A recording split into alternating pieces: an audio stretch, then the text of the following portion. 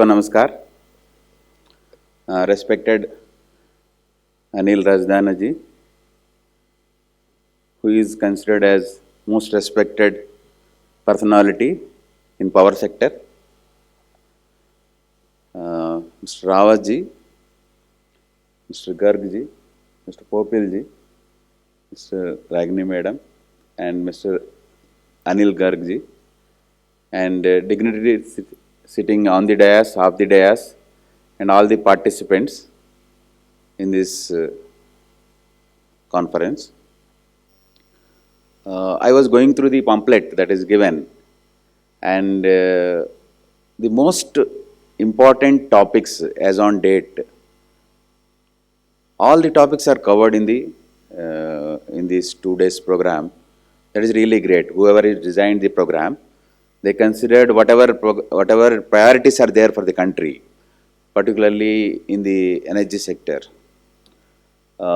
They are properly covered.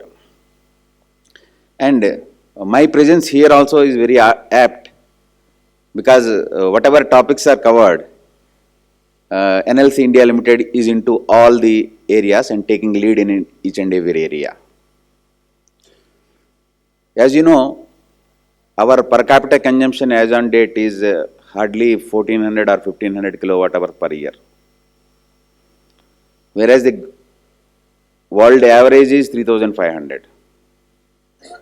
So we are almost 1/3 of world average. We are aspiring to be a developed country by 2047. The per capita consumption requirement for becoming a developed country is almost 12,000 kilowatt hours per year per person. That means our consumption levels and generation levels have to increase 10-folds by 2047. That is a major challenge. While initially people were thinking that food, cloth and shelter were the basic necessities of life, but subsequently last century added one more, that is energy, but the current century added one more, that is data. But all these things are related to energy. So the prosperity of the country is decided based on the per capita consumption. So it is a greatest challenge for us to achieve the status of developed country, particularly in terms of the energy security and energy independence. So for developmental purpose and for industrialization, thermal capacity addition was being done since independence, but now the priority is different. The buzzword in the entire globe or in the country is sustainability. Unless our processes are sustainable, it is very difficult to achieve the targets we set to become a developed country by 2047. That is where the renewable energy is playing very important role. There is a tremendous improvement in last 10 years, from almost nil capacity to almost we reached around 200 gigawatt capacity as on date. But we are targeting for 500 gigawatt by 2030. That means every year we have to add 50,000 megawatt.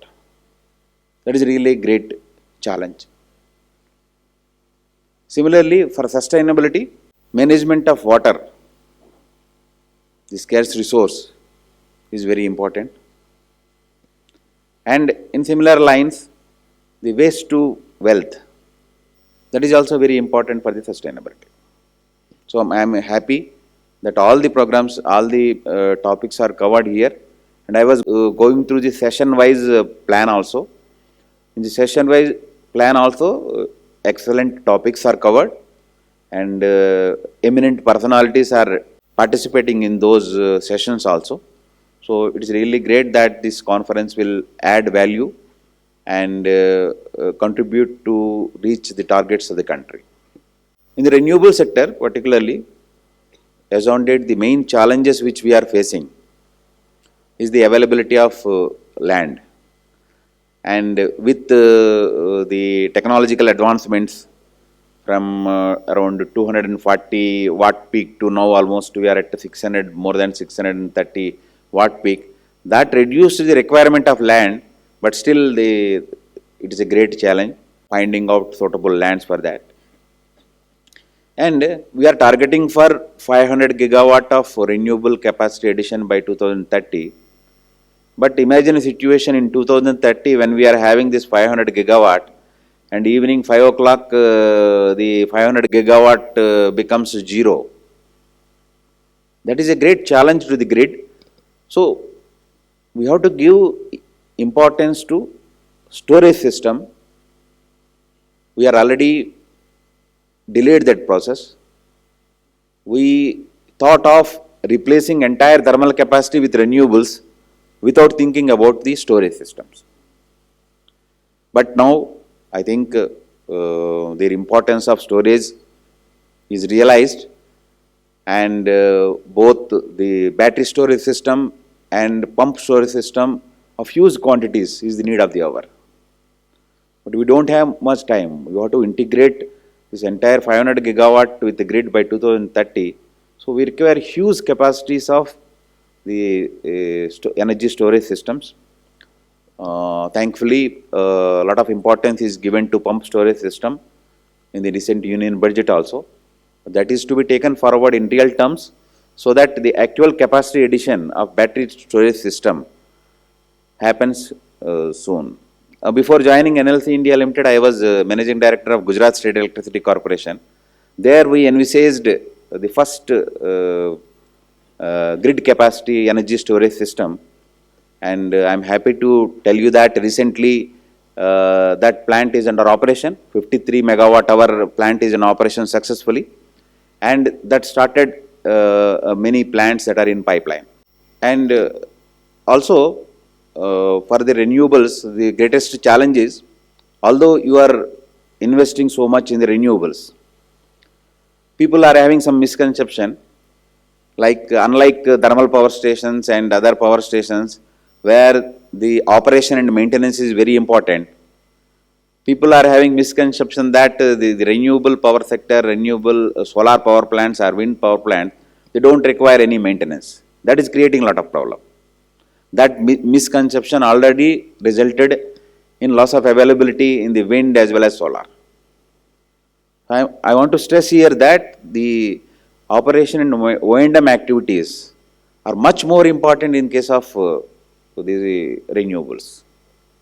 Our CUF levels, which we envisaged at the time of starting the project, if we are unable to get those CUF levels, then your entire financial calculations will go haywire. So it is the need of the hour to focus on the operation and maintenance of the renewable power stations like solar, wind and other power stations, so that they generate in line with our expectations and with required CEF. Identifying this, we have taken number of innovatives and innovative measures to maintain the performance levels of renewable power stations and resulting in increase in CUF.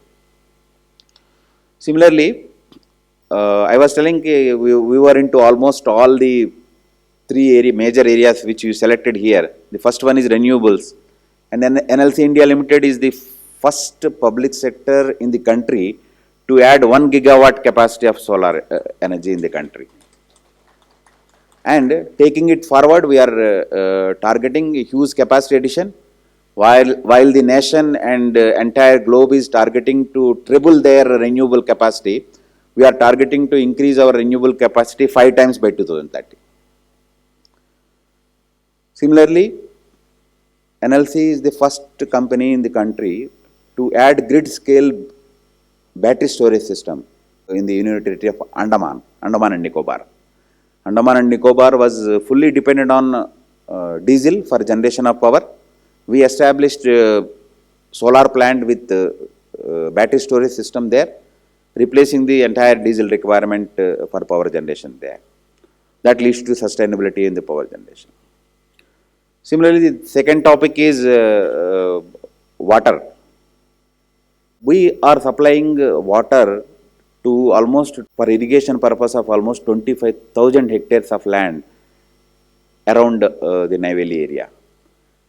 And we even are supplying the water from the mines to the city of Chennai also, which generally faces the problem of water scarcity.